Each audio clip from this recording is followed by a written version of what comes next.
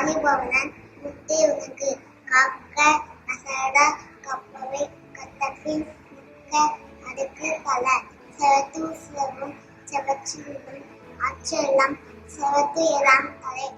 கோவை மாவட்டம் சூலூர் அருகே செயல்பட்டு வரும் அரசு நடுநிலைப் பள்ளியில் 1ஆம் வகுப்பு பயிலும் கயலின் தனித்துவமிக்க திறமைதான் இது. திருக்குறள் மீது தாய் தந்தைக்கு இருந்த பற்றுதான் 1ஆம் வகுப்பு பயிலும் போதே இத்தகைய அபார சக்தியை குழந்தைக்கு வழங்கியிருக்கிறது. துப்பாக்கு துப்பாய துப்பாக்கி துப்பாக்கு துப்பாயம் தூமலை காந்தினால் செயலி சின்னம் அனதி மாறப்பெயரு ஒழுக்கம் விளக்கம் தலலா ஒழுக்கம் என ஓமப்படும். அபார நினைவாற்றலை பெற்றிருக்கும் கயல் தனது மழலை குரலில் 60க்கும் மேற்பட்ட திருக்குறள்களை சிறு அளவில் கூட பிழையின்றி துல்லியமாக ஒப்புவித்து அசத்தியிருக்கிறார்.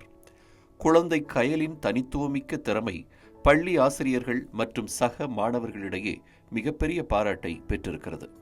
அங்கன்வாடி ஸ்கூலில் தினமுமே திருக்குறள் சொல்லித் தருவாங்க.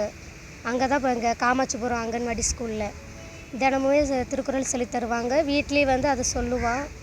அவங்களுமே என்கரேஜ் பண்ணி வீட்டுக்கு போயிட்டுமே அதை விட்டுறக்கூடாதுங்க, இது தினமுமே நீங்களும் சொல்லித்தரணும், நாங்கள் ஸ்கூலில் சொல்லித்தரது இல்லாமல் நீங்கள் வீட்லேயும் சொல்லித்தரணும் அப்படின்னு என்கரேஜ் பண்ணாங்க.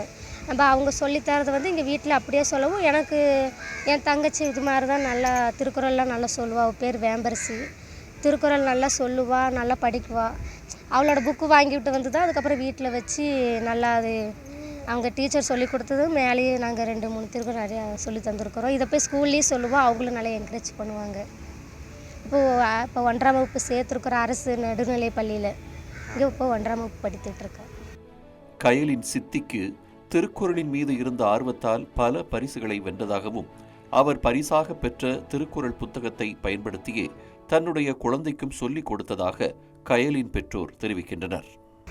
பிள்ளைக்கு 5-5.5 வயசு தான் ஆச்சுங்க. இந்த வயசில் இவ்வளோ மனப்பாரமாக திருக்குறள் கற்றுக்கிட்டு சொல்கிறது எங்களுக்கு ரொம்ப பெருமையாக இருக்குதுங்க. கயலின் இத்தகைய அபூர்வ நினைவாற்றலுக்கு பின்னர் அவரின் தாய் தந்தை ஆசிரியர்களின் ஒத்துழைப்பும் உறுதுணையும் இருந்திருப்பதை யாராலும் மறுக்க முடியாது. 1ஆம் வகுப்பு பயிலும் போதே வியக்கத்தக்க சாதனைகளை புரிந்திருக்கும் கயல் எதிர்காலத்தில் மேலும் பல சாதனைகளை படைப்பார் என்பதில் சிறிதளவும் ஐயமில்லை.